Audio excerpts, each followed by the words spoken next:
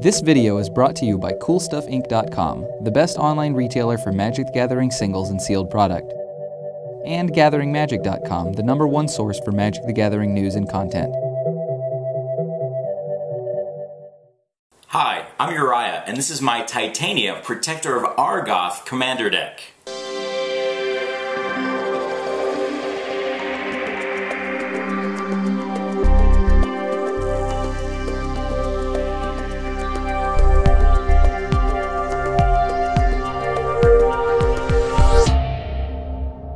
This is my Titania Protector of Argoth Commander deck. As you might know, this was one of my preview cards from Commander 2014 along with the sponsor of this channel, GatheringMagic.com. At that time of the preview, I did create a theoretical deck based around Titania Protector of Argoth and her abilities. I liked the deck so much I decided to build it in real life. There are some changes, so we can go ahead and go through the deck and I can show you what stayed the same, what's been better than I expected, what got the cut, and how it looks like in person. So Titania, the 5/3 for 5, enters the battlefield, return a land card, and when a land goes to the graveyard from the battlefield, I get a 5/3 green elemental creature token. So every land is a 5/3 in this deck. It's really pretty aggressive, a lot more so than I initially expected it would be. We're going to be running 29 snow-covered forests. You'll see there are actually quite a few lands in this deck total, and we are running these snow-covered lands because they do interact favorably with a few other cards in the deck. Since Titania returns lands and wants lands to go to the graveyard, we put a lot of fetch lands in here just to go ahead and generate free 5/3s. So we have the Misty Rainforest, Wooded Foothills, Windswept Heath. Those get us an untapped forest and our 5/3 right away, which is very good.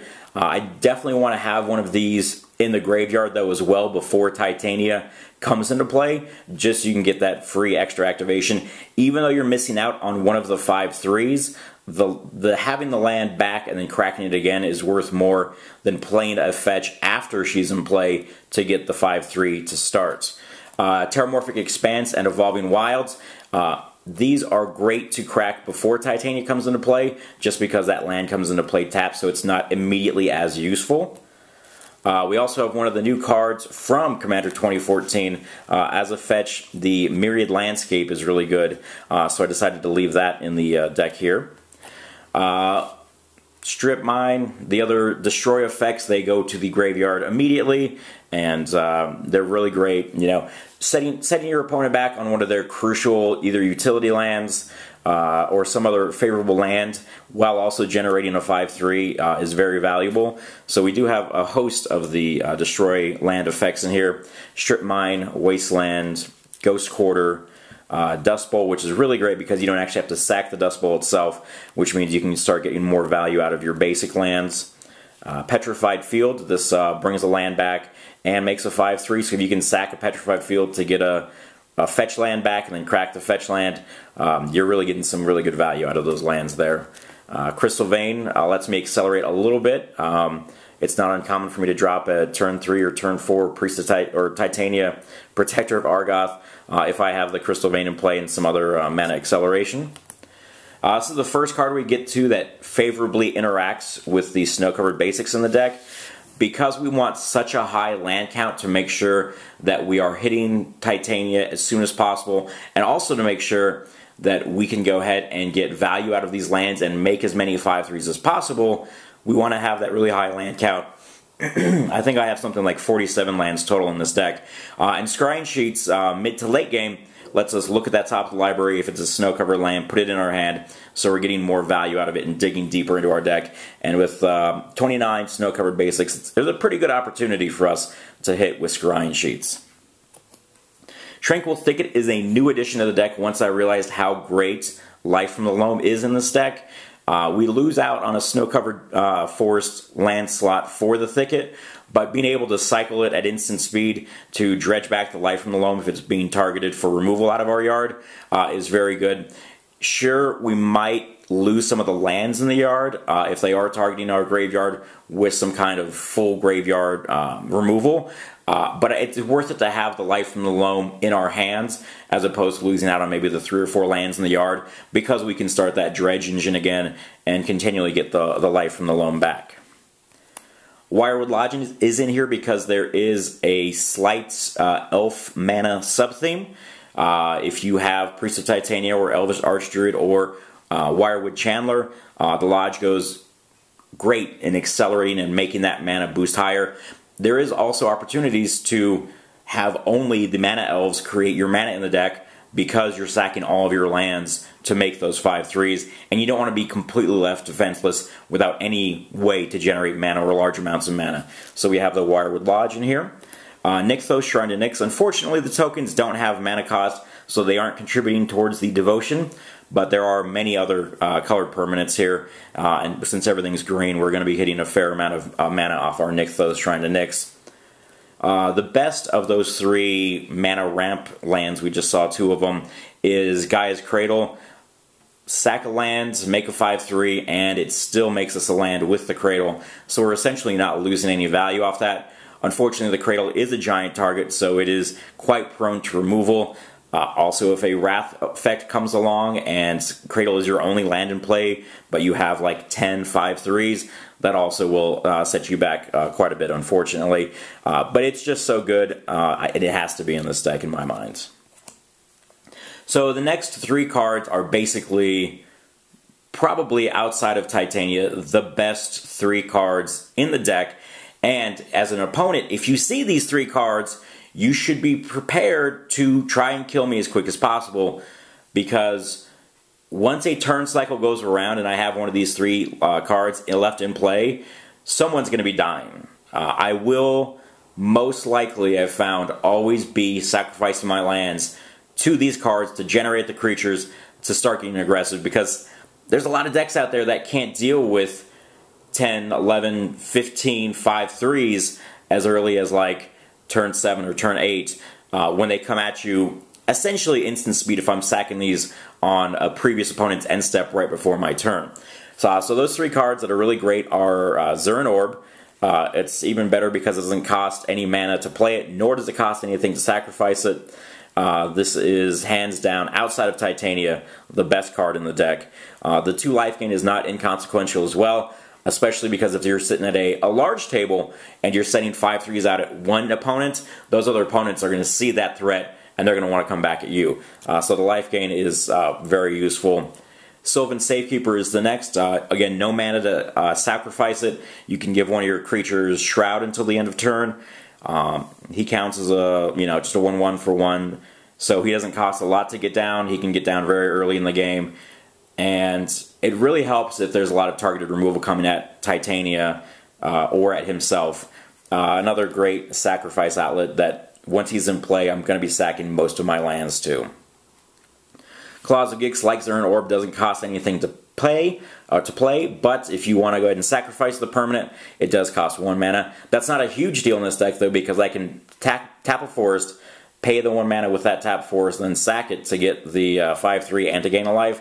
So it's less life gain, but it's essentially a free sacrifice outlet, because all of the lands that I'm tapping for mana, I'm also sacking. It doesn't cost more than the 1 mana to go ahead and cash them in for one of my 5/3s. The next couple of cards are cards that do allow me to sacrifice lands, but they're not repeatable effects or efficient repeatable effects. Crop Rotation is usually getting Gaia's Cradle, because when I have it out, I usually am going to play it with Titania on the board, which means I'm going to generate a 5/3, which means I probably have other creatures on the board already, and the Cradle is going to give me that big mana boost that I need to make sure I can play everything I have. Edge of Autumn, I rarely use this when I control 4 or fewer lands. It's almost always as a cycle effect to sack a land, draw a card, and make a 5/3. Constant Miss is probably the second best fog effect ever, behind maybe Cryptic Command, especially in this deck because it allows me to fog an opponent's attack at me, then also increase my army for the crackback. And the buyback I mean, the 2 mana cost means I can't be as efficient with my lands. If it only cost 1 to fog with a buyback of sack a land, this would be an amazing card, because then at instant speed, I could sack all my lands and fog multiple times in your turn, even though I didn't need to have to fog that many times, just so that I can get all of those creatures in play. But just as a fog for 2, get a 5/3 out of it, it's an amazing card. Sunstone is the other card in here that favorably interacts with the snow-covered forest. It's not as good as Claws of Gix because it does cost 2 mana to activate the sacrifice effect, so it's not as efficient. It's still good. If you don't want to sacrifice all of your lands and still leave a couple back, that's okay. It does cost 3 to get out, which is under Titania's casting cost, so that's alright. I can drop it early, then have her come in and then start fogging and creating creatures. Sunstone is pretty good. Unfortunately, this does not exist on MTGO, so if you do want to play this deck online, you will not have access to the Sunstone. Natural Balance is actually a card that I've never cast in this deck, and I've had it in here since the beginning. I've either never had a situation where it was favorable enough, where I had more than 6 lands, which is very easy to do in this deck, but my opponents also had more than 6 lands, and I wasn't in a dominating board state already. Sometimes when I have this in play and I have Titania and I have more than 6 lands, my opponents may only be on like 3 or 4 lands, so it would actually be ramping them up to 5 instead of hurting them and making them sack down. So far Natural Balance hasn't done anything for me. I'm hoping eventually it'll start doing something, or else, even though it seems like it's cool tech, it might get the cut if it just doesn't actually do anything ever. Since we're having so many lands in the deck, we want to have ways to drop them out as much as we can, as quick as we can, as many at a time. So Azusa Lost But Seeking is great. I even dropped her on turn 1 once, or turn 2, and then ramped out to like a turn 3 Titania, and it was really good. Azusa is especially good with Life from the Loam, since you can loam back many cards, put them all into play, and then sack them all again to get 5/3s, and then do it, each turn with Life from the Loam.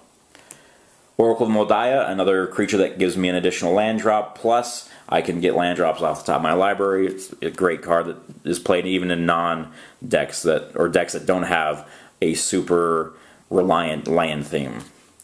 Courser of Crufex, the weakest of those 3 creatures there that let me get an additional land either from the top of the library or from hand. This one is great though because it does give me life whenever a land enters the battlefield under my control, and that's going to be happening quite often. Exploration as an enchantment lets me play an additional land on each of my turns, which is efficient. Gaia's Touch is like Exploration. It does cost 1 more green mana, but it does essentially the same thing, although you can later games sacrifice the Gaia's Touch to add 2 green back to your mana pool. So essentially it eventually becomes free. Not as good as Exploration because it does take that extra turn to come down, but getting that additional land drop off of the touch is pretty good.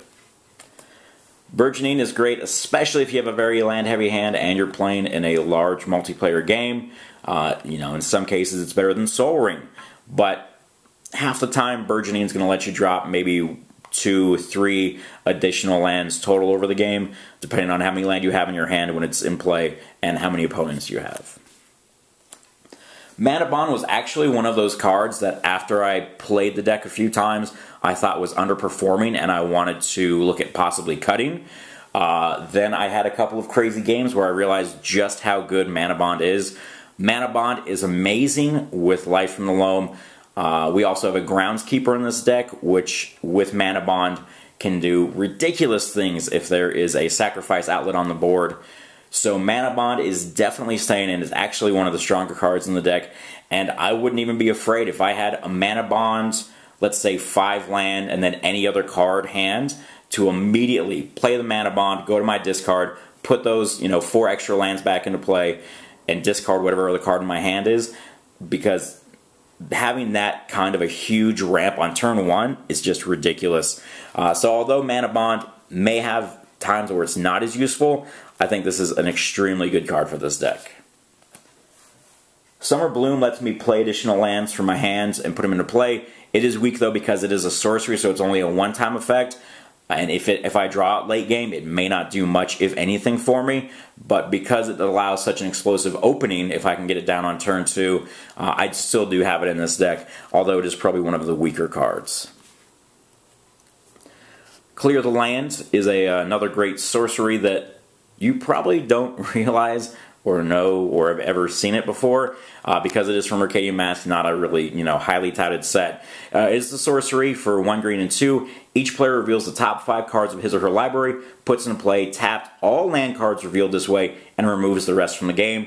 Because I'm sitting on almost half lands in the deck, I'm usually hitting at least 2, maybe 3, if I'm lucky, 4 or 5 cards with this one, where an opponent who's maybe only running low land counts in the low to mid 30s with a bunch of mana rocks might only hit 1 or 2, maybe 3 off of it if they're lucky.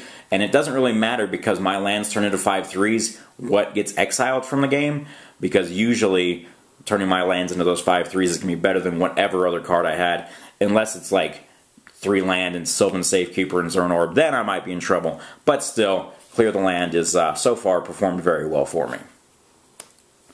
We do have a couple other sorceries that puts multiple lands into play or into hand. So we do have the Cultivate and Kodama's Reach. Also a hero because it does let me sack to go get the 2 land cards, which is, pay 3, get a 5/3 and 2 lands, which is pretty good. Grandpa's in here just because Grandpa is the best, although for the deck he's not the best he could be, but because he's just so much raw card value, he's in here for now. Here we get to some of the elves that either make mana or allow me to get lands into my hands or into play, so I can go ahead and increase that land count and increase my future army. We have Farhaven Elf, Civic Wayfinder, and here's the Life from the Loam. Returning the land cards is great, and especially because you can dredge, get more of those lands into the graveyard, and then keep on going. This is a very, very good card for this deck. Crucible also very good, letting me play those lands as though they were in my hand. Once I fetch out, a couple lands with my fetch lands, if Titania is not dying, I'm not recasting her, so I can't get those back. So I need something like Life from the Loam or Crucible to get those land back, to go ahead and sack them again and start that whole generation engine if I don't have one of my amazing sack outlets on the board. Groundskeeper's in here. Little unknown card. 1/1 for a green, pay 1 green 1, return target basic land card from your graveyard to your hand. So it's not getting me back my strip mines, it's not getting me back my fetch lands, but that's okay, because getting back basic lands to replay them again is all I need to do, because that's just going to give me more 5/3s. Also, it is amazing, amazing, amazing with Mana Bond. If you can sack a bunch of lands, especially for free, add mana before you sack them, then use all that mana to pay to get half of them back, and then Mana Bond them all back into play again. And then once they're back in play, you can tap them all to get the other half of the lands back from the graveyard. And then once it's the end of your turn again, you Mana Bond them all back into play.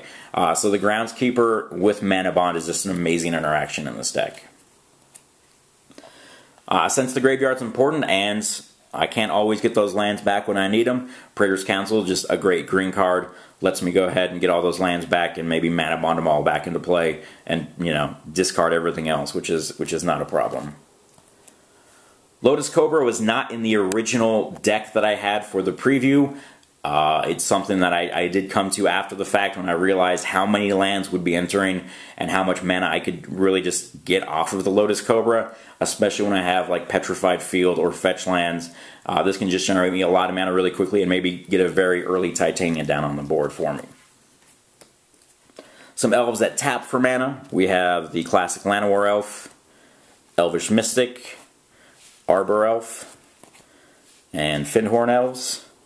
Also, since it is a Titania deck, yes, we still have to have Priest of Titania, and not just because she's super busted, but she is a really good elf.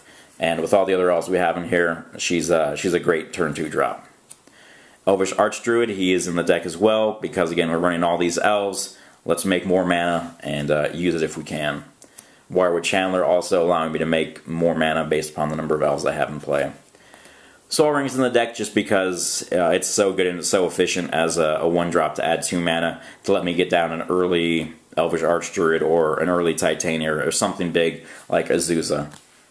A couple of Planeswalkers in the deck. Garruk, he's good for untapping lands, especially if I have a Dust Bowl or a Cradle or the Nixthos.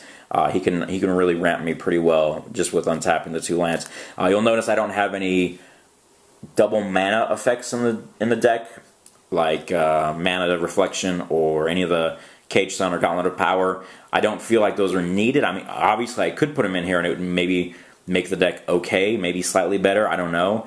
But I don't feel like with as many lands as I have in the deck, I need to put mana doublers in here, because I'm just going to have a host of lands into play anyway. So he's really good just for giving me that extra little mana boost when I need it. And that overrun is actually very important as well. I don't think I've ever used the make a beast token with this deck specifically, unless I think I was behind once and I had to make some blockers. But untap, untap, untap, overrun, overrun. That's what he's for.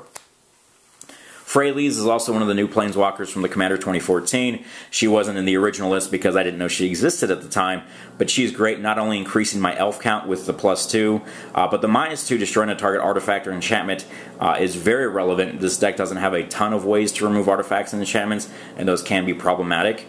I think I've hit her -6 once, maybe twice, but primarily there she's honestly make an elf and then start blowing up artifacts and enchantments.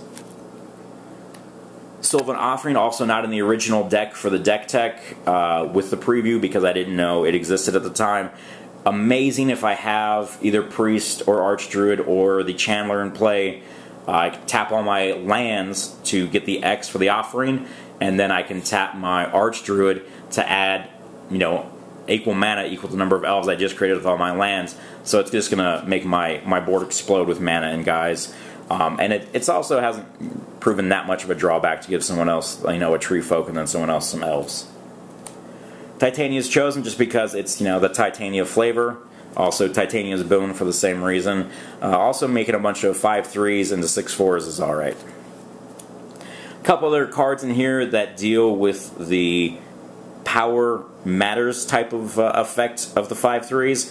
Kabu Lair, whenever a creature with power 4 or greater comes into play, its controller draws a card. Now this is symmetrical, so your opponents will be drawing off their large creatures as well, but not really an issue with this deck. I'm going to draw a bunch of lands, put them into play, make big guys, and hopefully kill them before they can kill me. Mighty Emergence, another 3-drop enchantment. Whenever a creature with power 5 or greater comes into play under your control, you may put 2 +1/+1 counters on it. Great for the tokens as well as Titania. Making them 7/5s is a lot better than 5/3s, and this one does not affect my opponents. It's not symmetrical, so that's great as well. Spearbreaker is good because when I have a bunch of 5/3s and still some mana left over, if someone harassed the board, I'd like to keep some of them around, so that's pretty useful. Overrun effects are great because a lot of blockers can get put in front of the way of a bunch of 5/3s, and 5/3s just by themselves, while they can be powerful, are not the most overwhelming thing. So we do have a few more overrun effects in here. In addition to the Garruk, we have the traditional overrun, overwhelming Stampede. Thunderfoot Baloth, also you'll know not in the original Commander preview. Didn't know it existed, and such a great card. A 6-drop, not a big deal, especially in Commander. It has Trample. It's almost always the 7/7 itself, and giving my other creatures a semi-permanent overrun effect as well is very good. A couple of ways to get Titania back. I can put her under Tanos' Coffin, and then on top of the coffin during my upkeep, she pops back out, brings the land back, and I can start sacking them all over again. Conjurer's Closet, also at the end step. Target her, exile her, then put her right back into the battlefield, get some of those lands back. That can be pretty good. Sometimes I'll create a bunch of 5/3s and I want to attack and swing right then, right there, because maybe I didn't have that Zuran Orb on my opponent's end step. Concordant Crossroads is great for that. You got to be careful though, because it is going to give all creatures haste, so you have to be delicate with how you decide to use this card. Dropping it turn 1 is probably a very bad idea unless your hand is just amazing. Sylvan Library is there just for the additional card selection and card draw. Greater Good is alright because I can sacrifice my tokens if there's a board wipe about to hit, and at least get some value out of them before they go away. And again, discarding a bunch of lands to my graveyard is not the biggest deal, especially when I have like Groundskeeper and Life from the Loam and all those other effects. And then the final card in the deck is a Corrosive Grip, just more artifact and enchantment removal, and this one is great because it has Split Second.